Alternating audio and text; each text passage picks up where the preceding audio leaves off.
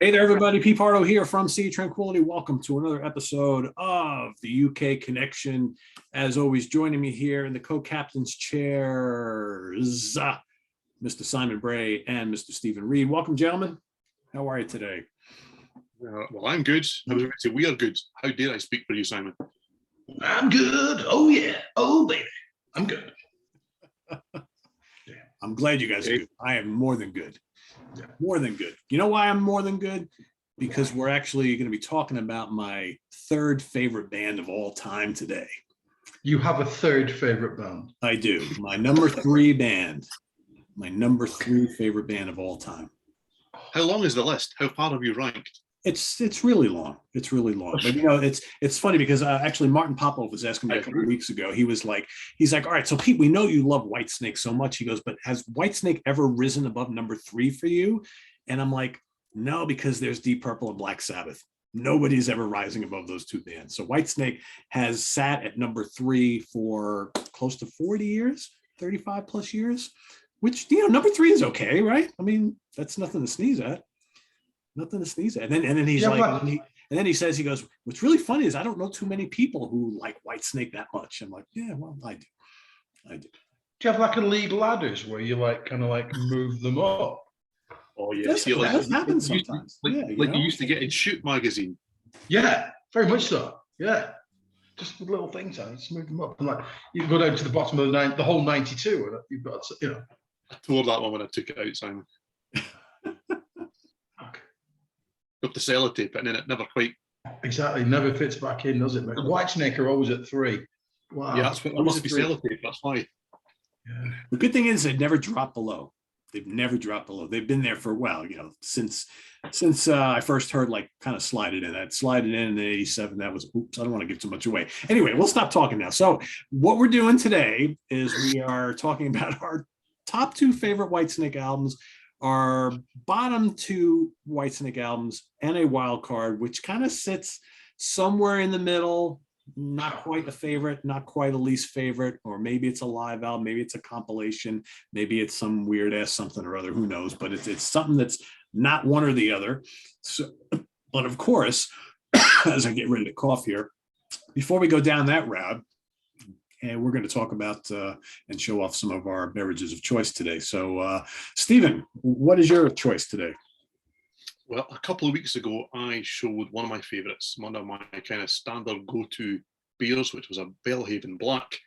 And it would have been rude not to pick up a Belhaven 80 shilling when I picked up a Belhaven Black. So this is another standard go-to, freely available in all good stores, and it's bloody good too. So cheers, everybody. Simon? Yeah. The other day, I went to, I can't remember which budget European supermarket it was. It was obviously either Lidl or Aldi, because I was informed that they had some form of like beer festival on. So I went to Paddyham, which is just outside Burnley. And I won't try to say that. No, I wouldn't if I were you. And I kind of like, hush.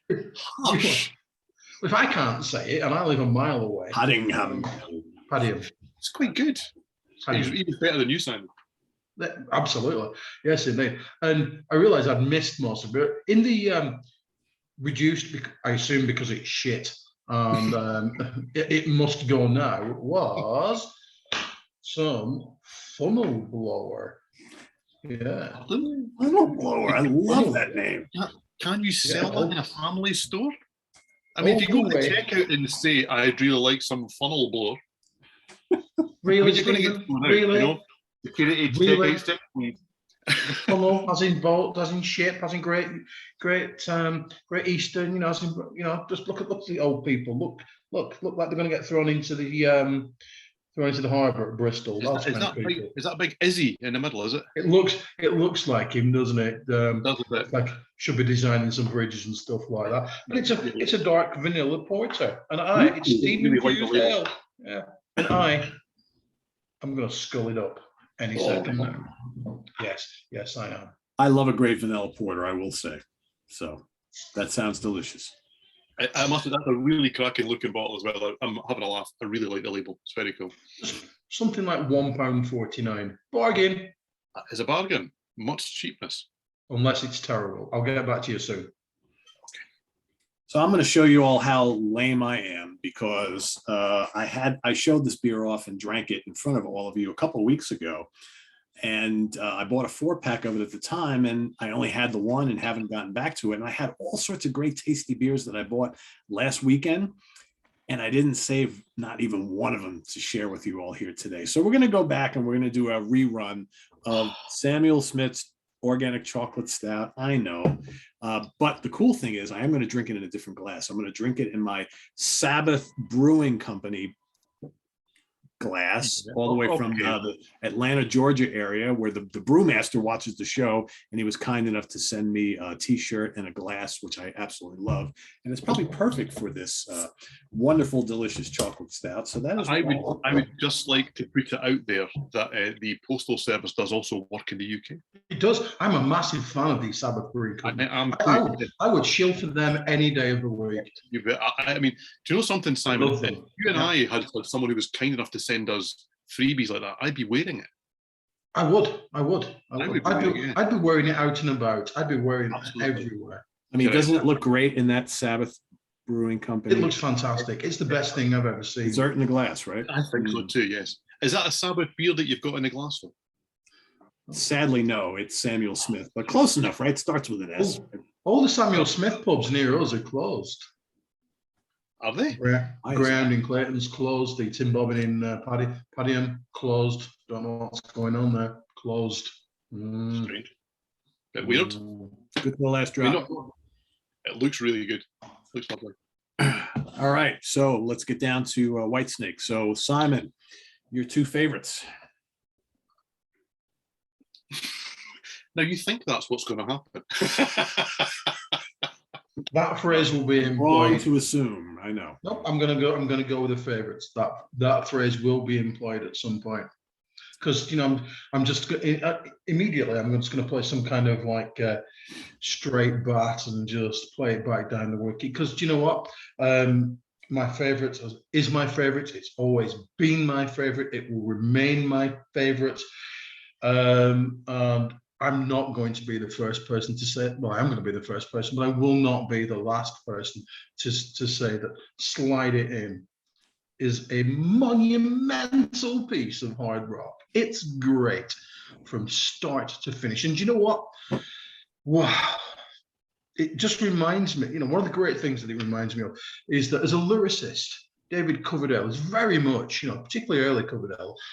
He's like one of the romantic poets. He's like Blake. He's like Byron. He's Wordsworth, Shelley. He's just like, spit it out, spit it out, spit it out.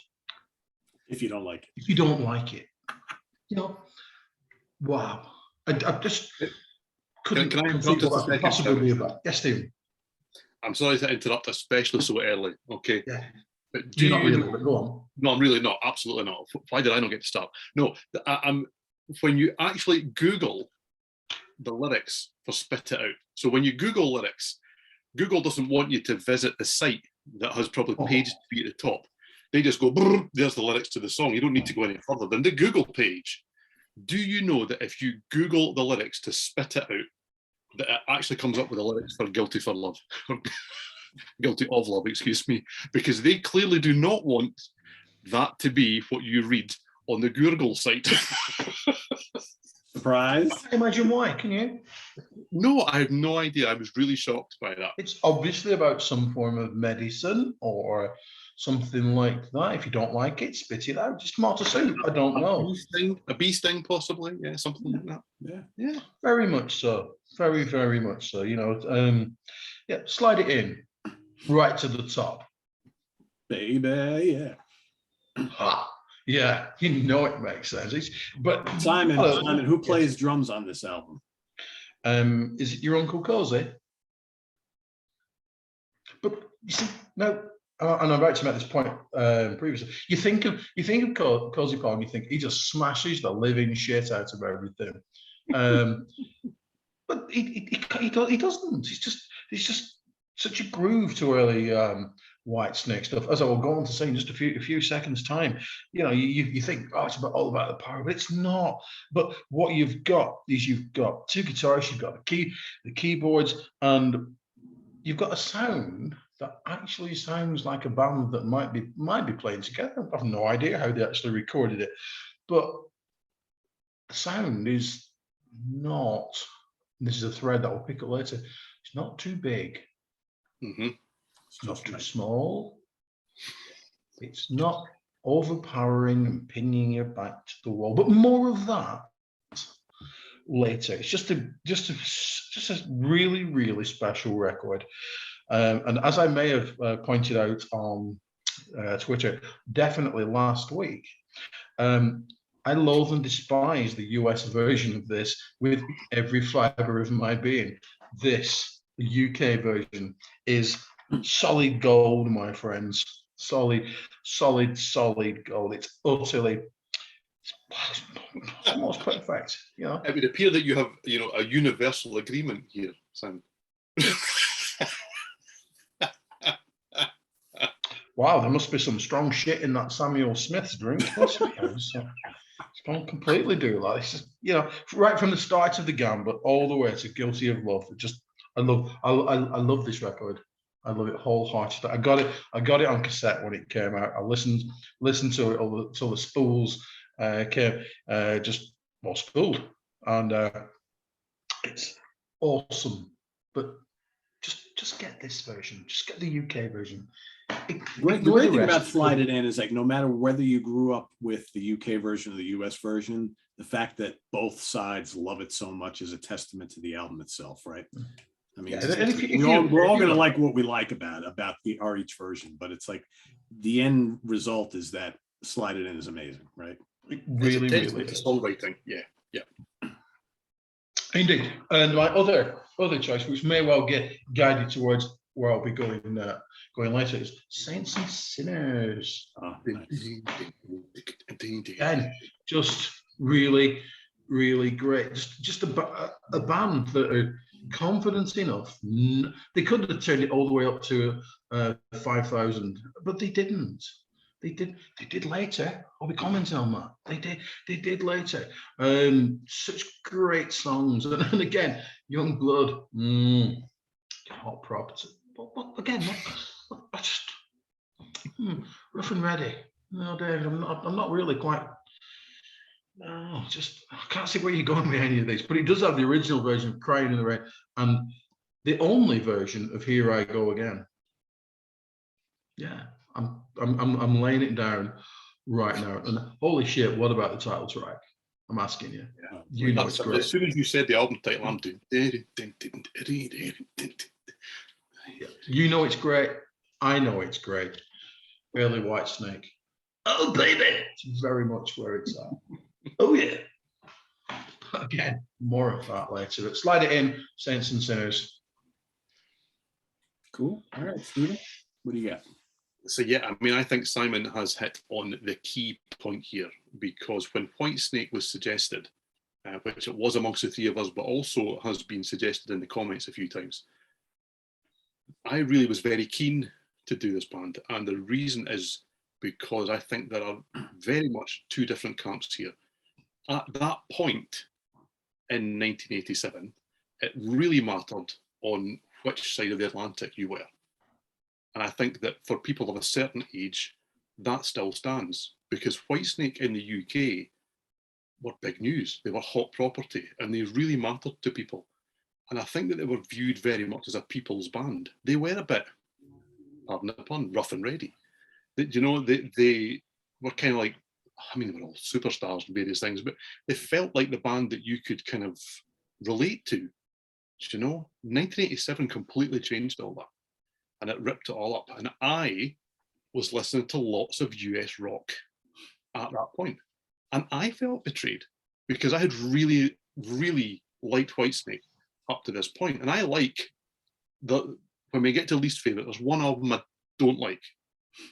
I pretty much can cope with everything else in the catalogue, whether I really love it or don't love it quite so much. But realistically, this to me, I make no bones about falling on the UK side of this argument, because when I bought Still of the Night, I really did kind of think, what the hell's that? What is that all right? This is not the band that are dripping with groove and blues that I know and I love, you know? And the B-side was a different version of Here I Go Again. It's not the US remix that got to the top of the charts in the US and various things, and it's not the original that has the line about the hobo with a B, hobo, hobo. Did nobody watch The Littlest Hobo? Did nobody else watch that program? I knew what Old Davy was singing about, okay? He was singing about a hobo, all right? We didn't have to change that. So it should be no surprise, therefore, that realistically, the band that I loved and love had Mr. Coverdale, I had Mickey Moody and Bernie Marsden on guitar, Neil Murray on bass, on Ian Pace on drums, and John Lord on keyboards. I absolutely love Come and Get It. I mean, the album art is phenomenal. I even love the headshots that are on here. Everything about this album is absolutely brilliant. I mean, you've got 3/5 of Mark III and Mark IV Deep Purple for the start. I mean, you cannot go wrong here, can you? You cannot go wrong here. The whole thing is just absolutely brilliant. The sound is natural, it's flowing, but it never becomes too loose. This is a tight band, you know, and it's interesting because last month we were doing perfect album sides, and this album came into consideration for the show that we did, because side 2 here, Child of Babylon, it's just such a great intro, that loose, and it builds in, and it's just so good. The vocals on that song are outstanding. Would I Lie to You? Let's get in the pants. Okay, I mean, that's the standard that we're at here. Okay, I mean, Simon has hit the nail on the head. These are not double entendres that we're doing here, anything but girl. The drums, the drum breaks are so good at Whitesnake at this point, not just on this album, I may add. Hit and Run, Till the Day I Die, and that is a perfect side. And side 1, Come and Get It, hot stuff, Don't Break My Heart Again. So good. Lonely Days, Lonely Nights, Wine, Women and Song. I mean, there's no D's in the Whitesnake vocabulary. It's an an. There's no D's, there's no and. You don't need an and, an. This is such a good album. It was my favourite when it came out, and it's my favourite now. So from 1981, this album was like, wow, this is just brilliant. You need it. And it is still that good. I absolutely adore it. It's fantastic. Just before you move on, would you say, I remember when we did the quote, and you know, early Whitesnake does kind of like boogie at times, doesn't it? But would you equally say that on this, on the, you know, the records around them, that rather like, you know, classic core, they swing as well? Yes, absolutely. There's that's what to me builds that groove. Is it's not just 4 on the floor. There's so much going on. There's so much right hand on the hi-hat. It's just exciting to listen to, but it's not overzealous. There's nothing here that's bombastic. There's not massive drum fills. They're not going to get double bass drum firing away all the time. That's something we'll come to later as well, because there's a drummer that was later in this band that I adore, but he intrinsically changed how Whitesnake sounded, in my opinion. The drummer is really key in this band for me, because at this stage, I think Whitesnake were really hard hitting, but they were subtle as hell. And that's not necessarily true of all the eras of the band. The second choice was really tough for me. This was really difficult because I really like Reddy and Willen. This is just absolutely brilliant. I mean, She's a Woman, the keyboard solo on that alone should have it as, you know, a serious contender. I really like the simple album art. I just think it's really good. I just love the whole thing about this. Love the band logo. Love it. Where did that go? Why did they do that? But anyway, I like that kind of thing. We all know what I like, but this is not what I chose, okay? Because, and it's not often that this will happen, I don't think, across these bands. I've got a funny feeling that we're going to be in agreement here, because I think we're all going to have 1984's, the 6th album by the band, we're going to have Slide It In. Now, I'm sorry, Peter, because I'm with Simon here. It's important what version of this album you have, because this has a groove and a subtlety that, to me, just doesn't exist on this one. this is still a great album. It's still a great album. I'm not gonna slight it. I'm not gonna tell you that it's rubbish or that it ruined it. I don't hate it with the same passion that Simon does. I can happily put it on and go, this is a great album. It's really strong. I will sing along. I know all the words. It's really good. But where's this one? Because it just holds that something special that this era of Whitesnake, and I would go as far as to say nobody else had. Nobody else had that kind of sound that Whitesnake did at this point, or did it quite as well. And yes, you have, and you were fishing earlier, Peter. This has, I'll do it, Cozy fucking Powell on it. Okay, that's what I was waiting for. There you go. That's what I'm waiting for. But again, as Simon mentioned, and you're absolutely bang on, Simon, as always. Okay, he's not just hammering it down here. He is not just playing it huge. The drum breaks on this album as well are absolutely brilliant. You know, and you listen for them. He's not just there keeping time.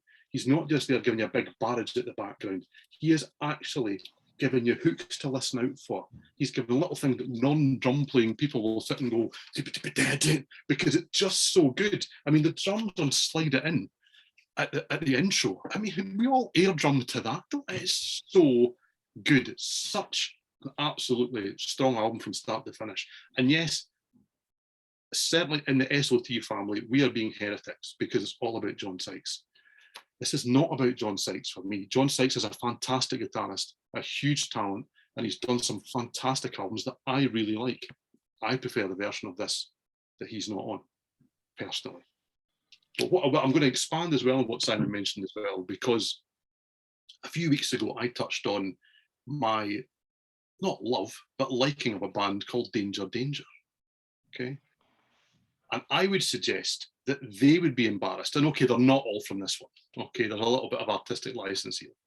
But Danger Danger would have been embarrassed to put an album together with This Is It track listing. Slide It In, Slow and Easy, Spit It Out, Hungry for Love, Bring on the Dancing Girls, Would I Lie to You, Just to Get in Your Pants, Baby, Ready and Willing, Love Hunter, I'm not even going to show you the cover, Lie Down, a modern love song.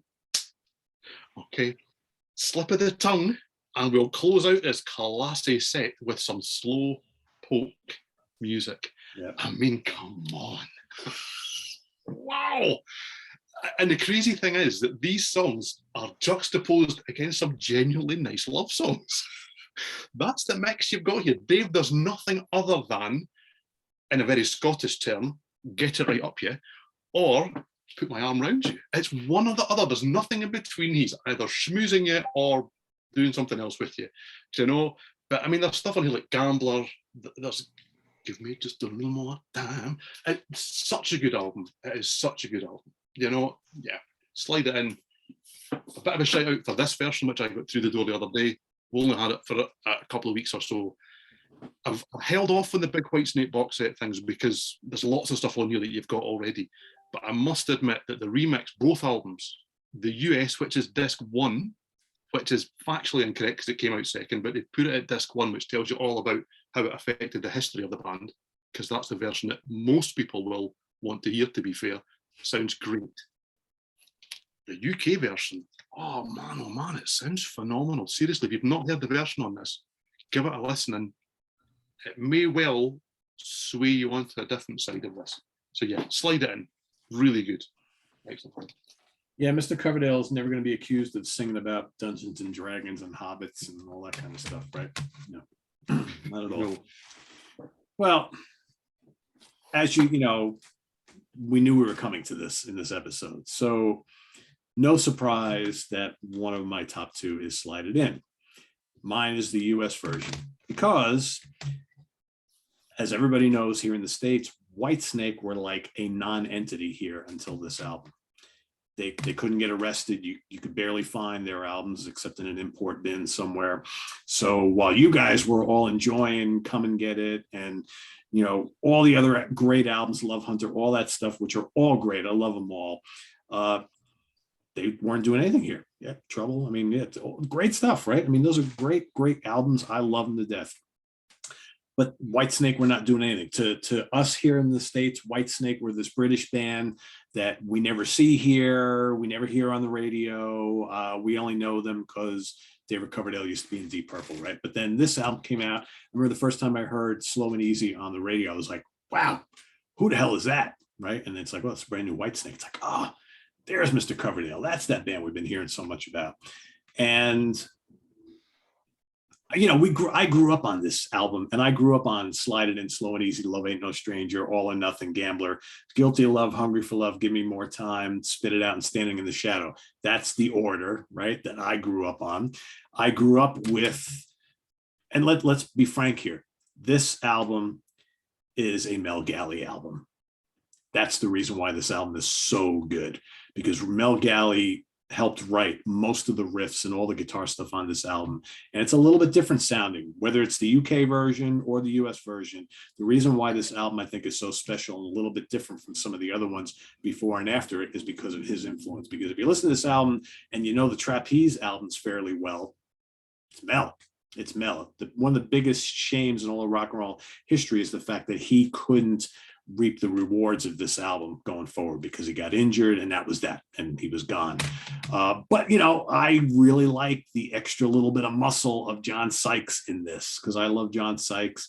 And don't get me wrong, I love Marsden and Mickey Moody just as much as anybody else does. But I kind of don't miss Mickey on this version. I've heard the UK version. It's really good. But I grew up on this, so my preference is not going to be swayed. I like them both. I can live with them both for sure.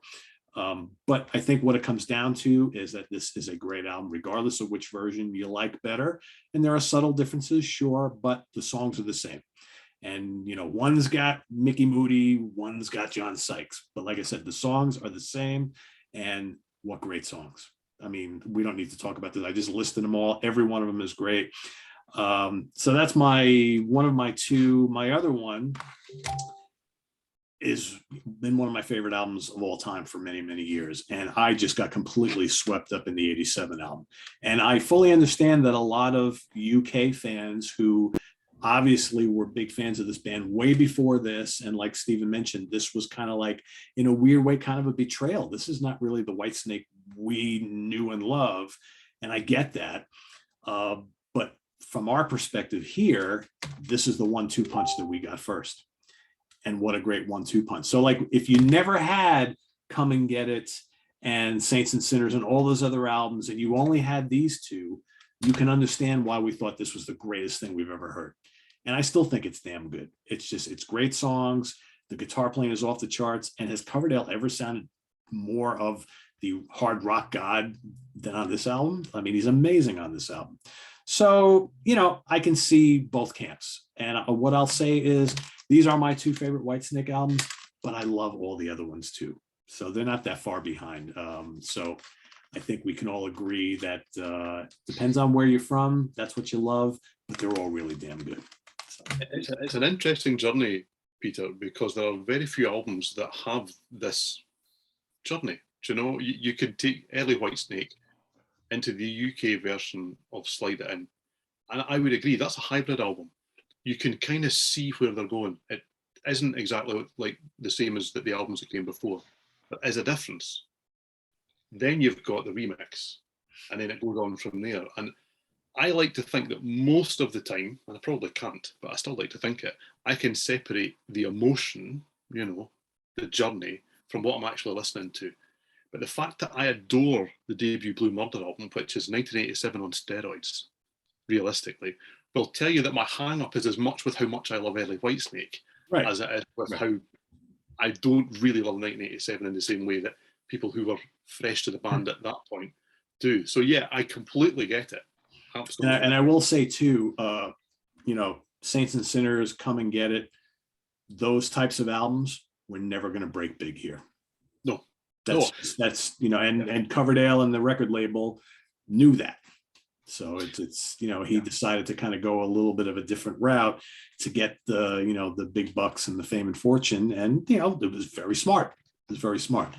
But the travesty of this all is that those early Whitesnake albums were never really released here officially in the States as they came out, other than imports, because I think that in the late 70s, maybe very early 80s, there was probably a market for that type of stuff here. So it's just really a shame. But by the time, Slide It In was coming out, they had to change up a little bit because everything was changing drastically in this country right about this time. So it was actually, this was just bluesy enough, but it was kind of brash, and there was an aura about it that really caught people's attention. Because this album is a little bit heavier than some of the ones that came before it. There was that little bit, a lot of people were like, oh, it's kind of Zeppelin-y, right? And people were really missing Zeppelin at that time. I don't really find it Zeppelin-y, but I could see where people were making that comparison. But then, when this came out, this is what everybody was doing. So it kind of, it made perfect sense, because Come and Get It in 1987 wouldn't do shit here. As great of an album as it is. And it's probably, out of all the earlier albums pre-Slide It In, probably the one that stood the greatest chance of catching on here had it been allowed to. Do you think, and I try not to very often, but do you think that the changes came because if you just look at the band randomly I've reached over for Trouble, you look at that where John Lloyd looks like Dave Lubeck from Molly Hatchet. They're not going to get on MTV either. No. John Sykes, on the other hand. Yeah, I mean that's the era, right? That's the exactly. I mean, look at Mickey on that with the hat and stuff. Even Mr. Blackmore got rid of the hat at that time, right? Yeah. So he knew. Yeah, if nothing else, Coverdale has a vague sense of where the market is and where it needs to be, and how much she needs to make some money. Yep. No, absolutely. You can't blame him at all. Yep. To his credit, he got it right where most got it wrong. You can count on the fingers, one finger, maybe Def Leppard, on UK bands that thought we maybe need to tweak what we're doing to take that sound to America. Obviously Saxon got it right as well. Well, there you go. I made that point during the Saxon show that they tried this, and there were other bands like Mama's Boys. There were loads of bands where record labels sat down and went, what you've got to do is you've got to add some keyboards. Don't do anything different, just add some keyboards and we'll change the mix a little bit. Whereas what Coverdale understood, and as I say, I think Def Leppard did as well, when you look at the back of High and Dry, for example, and they're all sitting there with bubble perms and middle partings and things, is that they didn't just need to kind of say, you know what, we'll add some keyboards or synths or get Mutt Lang to come and produce the album. We genuinely need to rebrand. We need to look different, we need to sound different, we need to act differently, and we need to go over to the US and spend an awful lot of time there. Yep. And most bands either couldn't or wouldn't do that. And musically, much though I like a lot of the results, that doesn't mean to say that it actually hit that nail on the head. And I would say more than anyone, David Coverdale and Whitesnake, especially in 1987, just caught hold of what was just about to really explode. And he timed it to perfection. And that too is as much luck as judgment, I suppose. But you look at the way they looked from one year to the next, it's a different band. Different band. Yeah. All right. How about the least successful of these albums, Simon? You mean least favorites? Least favorites, yes. Yes. Because it's not successful for us. Oh no. You're not going to go there, Simon, are you? Yes, I imagine I probably am in a minute. I was until probably early today going to take a slip of the tongue out back and give it a right good shoeing, because Kitten Got Clothes, shite. Slow pop music, shite. Now That You're Gone and The Deeper Love. If I wanted a Starship album, I would get a Starship album. But there's something about this record that I couldn't. I do quite like. I really quite like it. And there are points on this record that we're not really talking about that you want to say, hey, Steve, can you just like Shaun of the Dead this situation and calm the fuck down? Stop it. The Whitesnake album, calm the fuck down. Stop what we're playing, please. Stop it. But do you know what? That's not where I'm going. That's not where I'm going. Because do you know what? I can't and never have been able to get my shit together with Whitesnake. 1987. Just no, just can't. I just can't. The first fight, first up until the keyboards on Here I Go Again, 87. What it says here. Here I go again. It's all right, I don't mind. And I really used to hate Still of the Night, but I've come to really quite like it.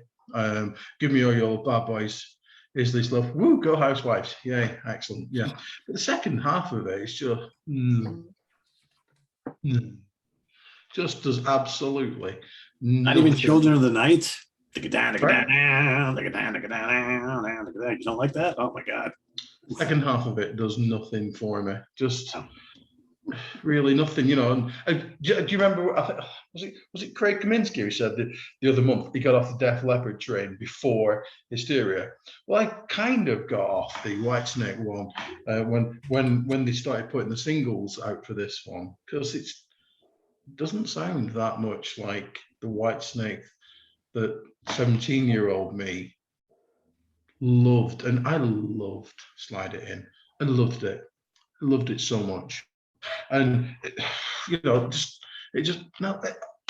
not terrible. It's just wasn't Whitesnakey for me enough. And it kind of started off a pattern that I think continues to this day. Now, I am very fortunate that probably for the last 20 odd years, I've only ever had review copies of Whitesnake album.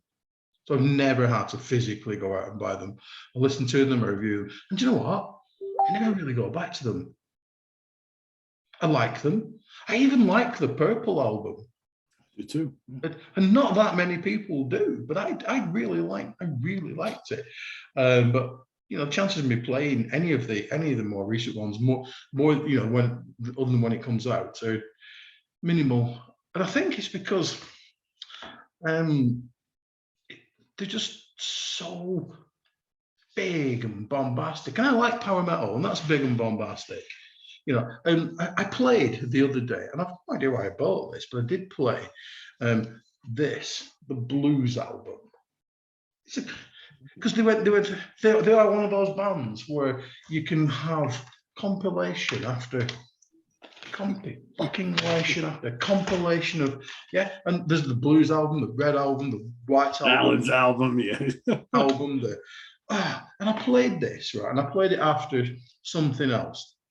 Obviously, I played it after something else that sounded good in this very room, and this just sounded distorted and shit and really, really obnoxiously loud. And you played the early stuff. Yes, Steve. Sorry, Mr. Simon. I don't have the Blues album. Okay, so right. I presume the Blues album is re-recorded stuff. So the key question I'd like to ask, or remixed stuff. Okay, remix. Okay, so is it new versions or is it remixed old versions? Because remixed old versions, as I understand it, because I never really did bother to read the credit. Because if you look on who's on it, it's the original. Okay. It's the original people. Yeah. So there are. I'm not so vexed then, because if there's one thing that the 87 onwards iteration of the band, or iterations of the band, lacked, it was blues. So I thought if they'd gone and tackled the blues songs, I really don't need to hear it. It's one of the compilations I don't have. I have many, but not that one. There you go. It just sounds so pompous and big, and doesn't swing like Whitesnake used to. I mean, obviously, it's not shit, because one thing that Coverdale never does, he never goes around and thinks, I'm going to pick the worst musicians possible for this, and I'm going to make a right pig's ear of it, because that's just not possible, is it? Just not possible. They're all, even though I don't listen to much post 87, they're all okay. They're all populated by good musicians. Yes, that we can agree on. But it's just so loud and so compared to the early stuff. And I appreciate that I grew up in the UK in the late 80s and haven't actually paid for that many Whitesnake albums the last 20 years, which is nice for me. Lucky me. Look at you. But yes, the over compilationiness of them is annoying. But there's nothing that. But you know, when Cov joins in, and they're still annoying, you know, and like the multiple versions of every album. True. Yeah. You know, it's just conspicuous consumption, isn't it? Really. Please buy our shit over and over again. I've got a slightly different take on that in a bit. A slightly different. You like Kiss, don't you? And you know they are not the ultimate. Please buy our shit over and over again band. I don't know who is. I have four versions of the music from the Elder staring at me just over there. Yeah. And the book. Let's not forget the book. You've got the book, which is really good, by the way. I know you keep saying there's not an audible version, though, is there? It's disappointing. No, but I'm going to do one, so it's okay. Can I recommend, while we're talking about Whitesnake, Bernie Wiseman's book? Oh, I have never read it. Is it good? I haven't either. Really, I've listened to it. He narrates it himself. I've been driving around, and he is happy and pig is pigging shit about Here I Go Again. Never has to do anything again as long as he lives. The gift that keeps on giving, right? I believe from the stories that you hear that he is a salt of the earth kind of chap. Interesting guy. Never heard of it. Yeah. So yeah. Hate mail down below to me. Excellent. Well, I'm going to pick up on your point that Coverdale employs the best musicians that he can. Therefore, none of these albums can be terrible. I'm really sorry, but this is garbage. This album is an absolute mess. It's a shambles from top to bottom. The band is as top notch as it gets. I mean, you've obviously got one of the best voices in heavy rock ever, because that's what Coverdale is. I mean, I can kind of live without it. And this kind of he can't do it either, right? I just don't need any of that. Listen to the early stuff. He didn't do any of that nonsense. It's not needed. Rudy Sarzo on bass. He's a fantastic bassist. Tommy Aldridge on drums. I love Tommy Aldridge on drums. Is all he does for this band. Don't do that, Tommy. Stop it. None of these songs have that in it. It doesn't need it. Doesn't need it. It doesn't need it. Okay. And then, of course, you've got one of the best guitarists ever. You've got Steve Vai on this album. And it should have been Steve and Adrian Vandenberg. It didn't quite work like that for different reasons and various things. But Adrian writes most of the songs on here. Therefore, these songs should be fantastic. This is just, it's such a forgettable album. I mean, Judgment Day, how does it go? Yeah. Now You're Gone. No idea. Wings of the Storm, it's as calm as hell. It is just awful. It's so forgettable. And the re-recorded Fool for Your Loving, I mean, I'm still waiting on the full apology. It's so bad. It's just so bad. Because when that song was written, the one thing it lacked was somebody going for the guitar solo. It really lacked that. They actually thought that at the time. I wonder what could make this song better. I like Steve Vai as a guitarist, okay, but as a guy who, if we watched last week's show, went to see David Lee Roth, I like David Lee Roth's solo stuff. He pulls out exactly the same tricks on this album. It's exactly the same guitar sound. Some of the licks are the bloody well same. It's so bloody lazy. I mean, it's lazy though. It's lazy, and none of these songs need it. None of them are improved because of it. And this album is an absolute case of all talent and no taste. There's no taste here. There's no restraint here. Nobody sat them down and went, do you know, some of these could be quite good if you just played them. Just play them. Just play the songs that were actually written. They don't need to on the drums. They don't need to on the guitar. Just play the bloody songs that Adrian wrote. Anyway, I don't really like this album very much. Out of all of the Whitesnake albums, and if you include the compilations and the re-recordings and the live albums, there are a lot. More than I realised when I sat down to think, right, I'll listen to the few albums that this band put out. A week and a half later, I'm still going, am I going to finish in time? I really dislike this. It's absolute nonsense. Absolute nonsense. And you mentioned earlier, Peter, that you don't really hear the Led Zeppelin stuff on here. There's Zeppelin stuff on here that's absolutely desperate. This is Coverdale going, where's Jimmy? Where's Jimmy? It's just, I really don't like it. Really don't like it. You're not going to now bring up Coverdale Page as your next choice, are you? No, I love that record, which is weird because I don't like Led Zeppelin. Maybe a little more on that later, but a little more. Okay, excellent. Okay. Now, for the second choice, I could have done this. I could have done the Purple album. Okay, because I never really needed to hear White Purple or Deep Snake. I'm sure David thought about writing that song at some point, but there you go. I don't hate this. I don't hate it. It's okay. That's what this is. It's okay.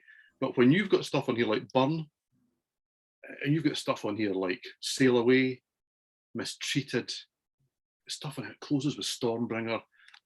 Mark III Deep Purple that's my absolute sweet spot with that band. I adore it. I love Mark II, I love Mark IV, but Mark III, it's such a good band, such great albums, so good. And there's nothing here that improves upon it, so don't do it. Just don't do it. I don't need to hear songs that I absolutely adore, sung by a guy who doesn't sing quite as well. He's still good at this stage, but he doesn't sing quite as well, played by musicians that don't bring that feel and groove and heart and soul. There's no soul on this album. And I do get it's not their songs and they didn't write them and all that kind of stuff. But what I will say, and it contradicts you a little bit, Simon, which I don't usually do, is this to me was kind of the point where I think Coverdale thought, do you know, I might be heading towards the end because there's only so long that anyone could sing these songs, not just Coverdale. I've given him a hard time in some of the shows we've done about some of the live performances that I've heard from him. He's one of my favourite vocalists of all time, okay? But nobody can sing the way that Coverdale does forever. And as we know, he has just gone cheery bye. We're done here. Thanks very much for coming.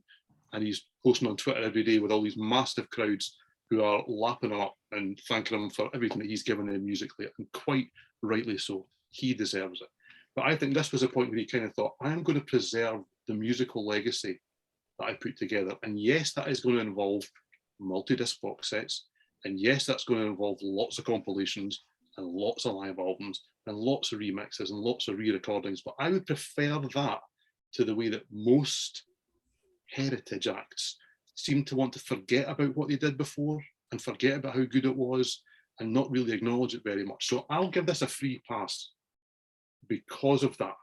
I think it actually sets something in motion that I don't necessarily need to buy it all, but I quite like the fact that he clearly cares about Whitesnake. He clearly cares about Whitesnake in a way that not every heritage act does. So realistically, where I've gone is Restless Heart. And the reason that I've gone for this is partly what's on the front. It tells you what you need to know. This is David Coverdale and Whitesnake. This is meant to be a solo album. It doesn't really fit in the catalogue remarkably well, but it's compromised, is what I think this is. It's, ironically enough, it features Mr. Vandenberg from start to finish, which I think that's the only album that actually achieves that. Yep. But Coverdale can't quite work out whether he wants to be the guy that gave you the early Whitesnake or the guy that gave you Soldier of Fortune, or if he wants to be the guy that gave you Still of the Night. It just feels a little bit like I don't know which way to go. Do I want to acknowledge what I'm doing now? Or does he want to sit somewhere where his voice, in my humble opinion, at this stage is more comfortable? This is 1997. It's still a long, long time ago. But vocally, he was already starting to show, and no wonder with the histrionics that he pulls out night after night when they tour. But he was beginning to show a little bit of wear. And I think at this point, he was beginning to think, I need to maybe do something different. All in the Name of Love, Too Many Tears, You're So Fine. There's some really nice songs on here, and I think it's a well-intentioned album. It just doesn't quite hang together. And I don't listen to it very often, really for that reason. So it's one of my two least favourite. It's not a bad album, though. I dislike one of these two. There's nothing wrong with this. It's just not for me. That's me. Yeah, I mean, Slip of the Tongue for me is kind of like a middle of the pack album. I really enjoyed it when it first came out, but I think all these years later, I really see a lot of the shortcomings. I mean, this was obviously, a band that was put together to carry on the success of the '87 album. I love Steve Vai to death. He's a great guitar player, one of the best we have in the world. So not a good fit for Whitesnake. So not a good fit. And I think that was probably the big mistake, because I think those songs played by Adrian Vandenberg would have sounded a lot different and probably more to the original, idea of what they envisioned for that album. But it is what it is. I mean, I still like the album enough. There's some good songs on it. There's some dreadful songs on it. I totally agree with you. As far as the Purple album, my take on that is I enjoy it for what it is because I love those songs so much. And I think that was all a way, we're going to re-record these songs so we can then go out and tour and play them for the last time ever. And as someone who loves Mark III so much, when am I ever going to get to go see those songs played live? And I went to see them on that tour, and it was amazing. It was amazing. And because I'd never heard those songs played live, and here they are. And I sang every word to every one of them, and I had the time of my life. So to me, the Purple album and tour kind of was his like little love letter to his past in Deep Purple. And I think job well done. Whether you think the versions, I mean, they're not supposed to be any better than the originals, right? But it's more like we're going to pay tribute to those songs. We're doing the best we can with this great group of musicians. Because, I mean, that lineup of Whitesnake and the current lineup is incredible. Great musicians in the band. So all that being said. I would quickly add, Peter, though, my issue came very early on in that album because opening with Burn is obviously the right thing to do. It's very dangerous too, though, because it's such an iconic song. Oh, yeah. They fanny about the arrangement. There was no need for that whatsoever. They did change some of the arrangements around a little. Yeah. Yeah. I mean, I'm listening for certain things that really have hooked me in for decades, and they're not there. Yeah. I know you have, but if people listen to the version that's on the Glenn Hughes album from now on, that's a version of Burn. That's how someone that sang on that song originally takes it and goes, do you know what? Let's give this a proper go. Oh, yeah. And it does.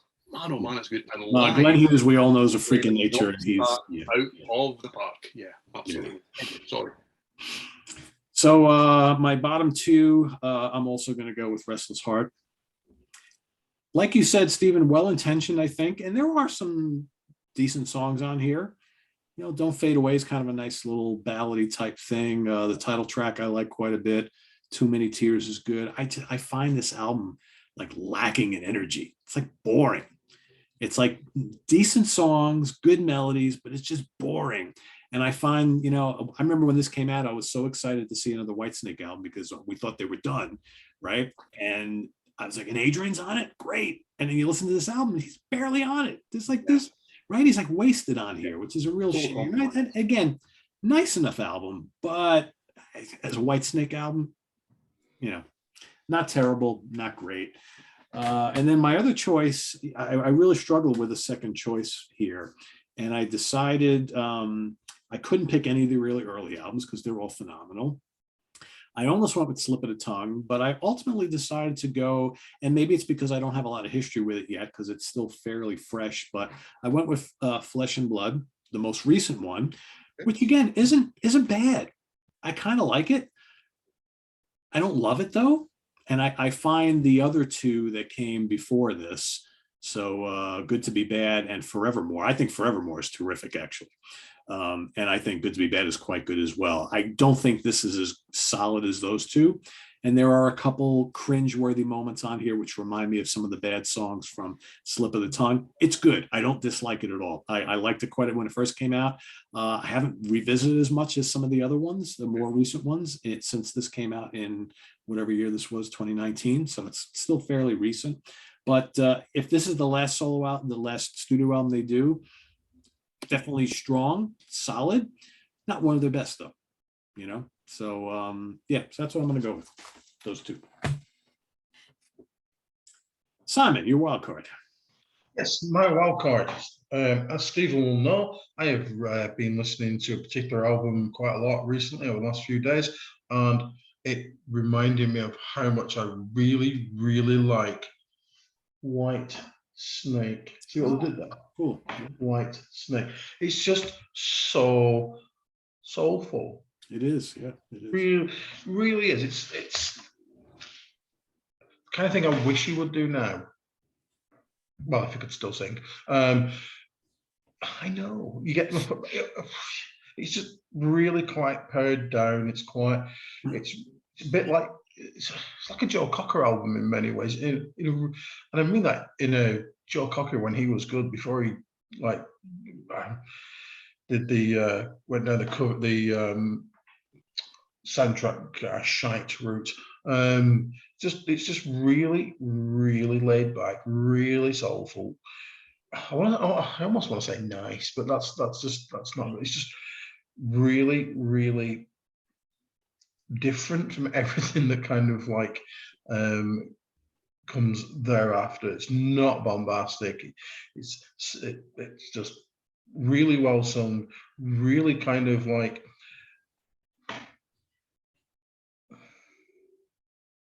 relaxed, and the tunes that the songs are there, and it's also actually quite difficult to find. That's always a good thing, don't you think?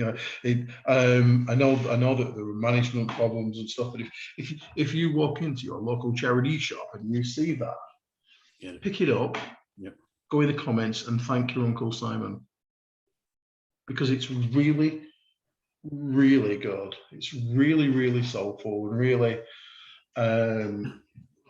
I honestly think that's the type of material he was singing in little pub bands and bar bands when Blackmore and Company found him. I think that album is what is the essence of David Coverdale deep down inside. Yeah, it's got exactly about it that I don't think, and I love Whitesnake. I love Coverdale's voice. It's got an honesty about it that I don't think much of the catalogue does. And it just feels, as Peter just said, it feels like what they wanted to do. And it's interesting how many guys came out of Purple and went and did something totally different. Do you know, they like Pace, Ashton and Lord. It was so many things where you kind of, that's not what I expected to hear here. Do you know? Look at that first Glenn Hughes album after Purple split up. That's nothing like anything Purple ever did. A great album because of it as well, isn't it? So yeah. Good choice.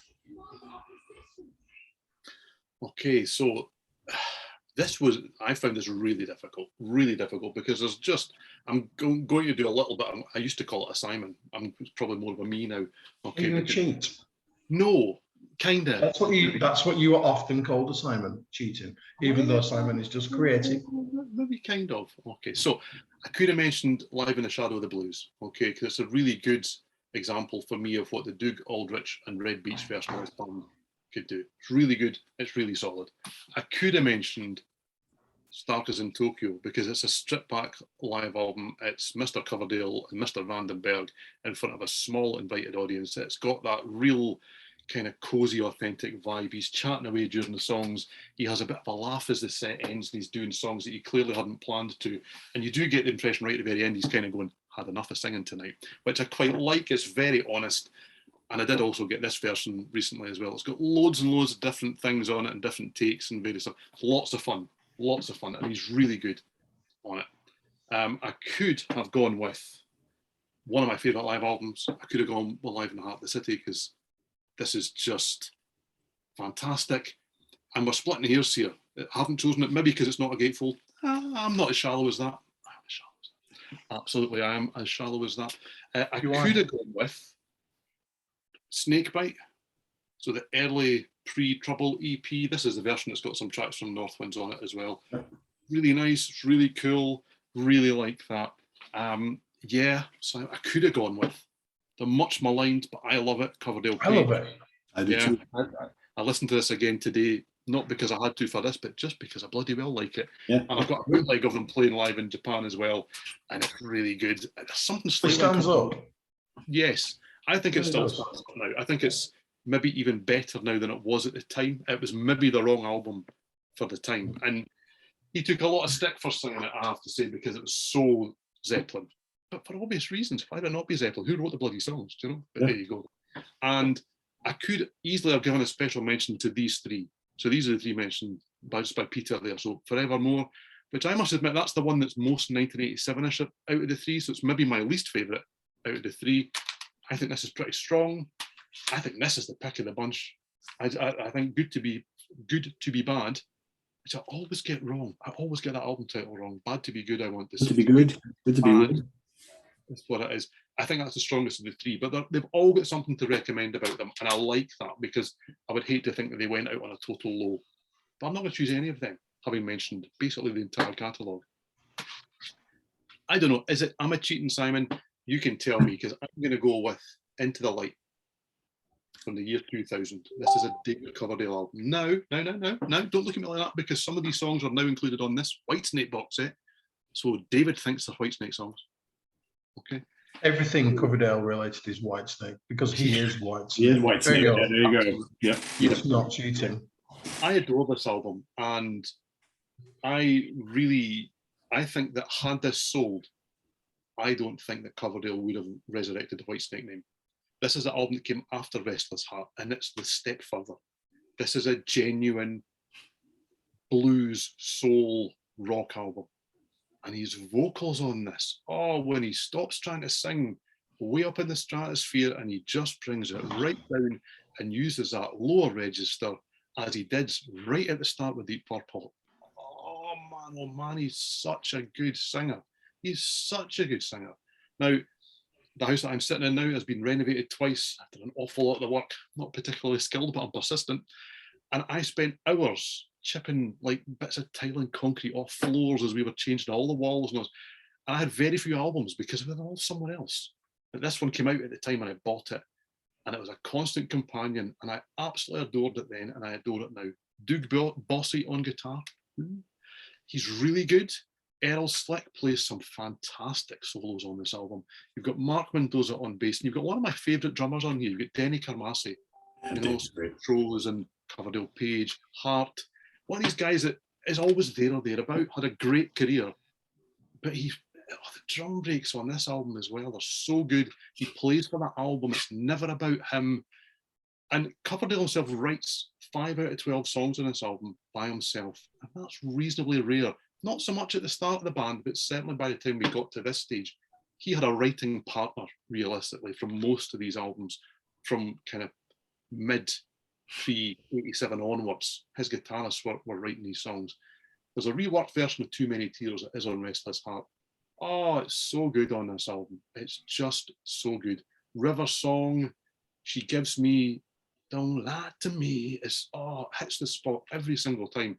And unlike Peter, there are not many songs that kind of move me to tears. You're very honest and say that you can get very emotional about certain songs.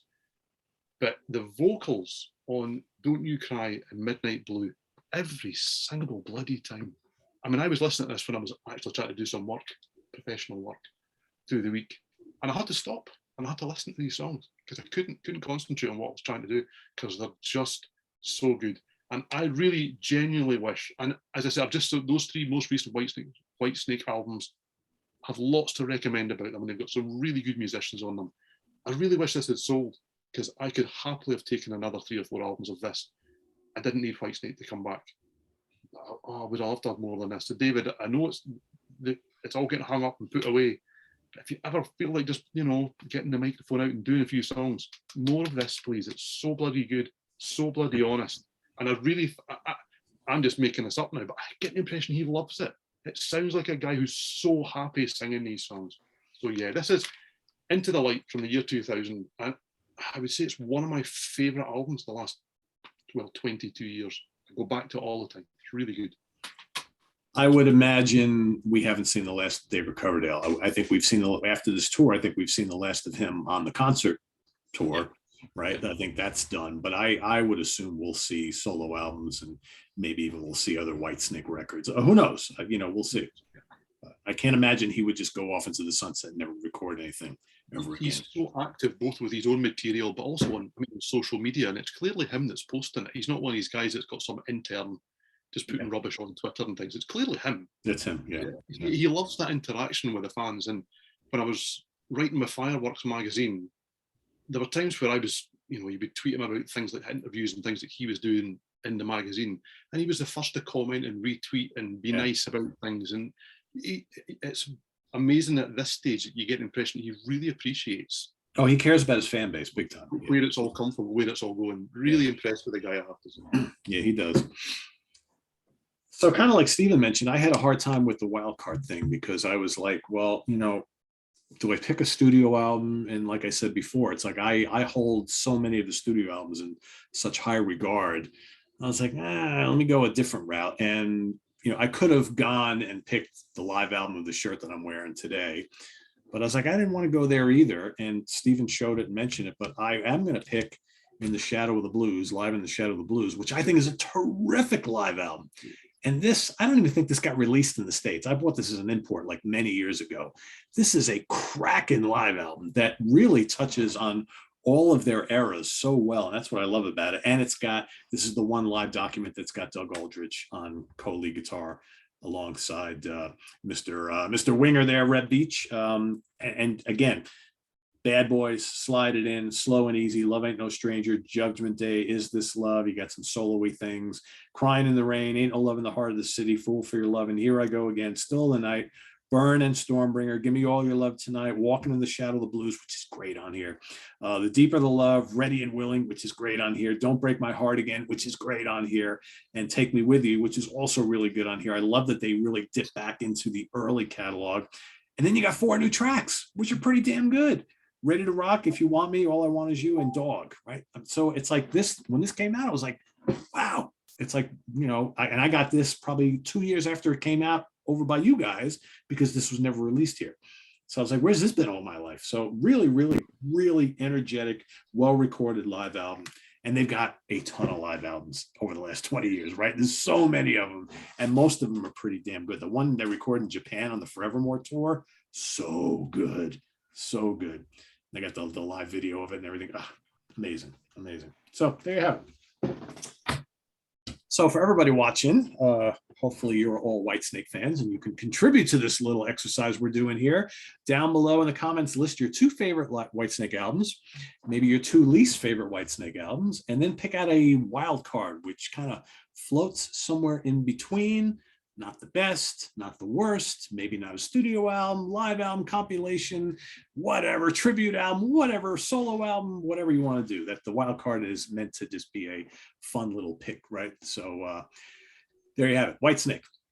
Thanks for watching, everybody. We've got more shenanigans coming up next week from the 3 of us, so stay tuned for that, and a lot more happening here on the channel. So of course it's Saturday, so stay tuned for album homework assignment tomorrow, and then the week kicks off with the Hudson Valley Squares on Monday, all sorts of other fun stuff. We got In the Prog Seat, new album review day on Wednesday, Monsters Den on Thursday, Friday morning at the Funhouse with Martin Popoff on Friday, and then you blink and the 3 of us, you get to hang out with us all over again. Is there a better thing to look forward to during the week? I don't know. We certainly have made our UK viewers very, very happy with this show. So, and that is very cool, because we know we have a lot of support from our friends in the UK who watch us religiously. So that's always a good thing. So for Simon Bray and Steven Reid, I am Pete Pardo. No, I'm not Steven Reid this week. So visit us on the web at www.seaoftranquility.org. We're on Facebook, we're on YouTube, all together, all the damn time. For the guys and myself, we'll see you next week. Take care, everybody. Bye-bye.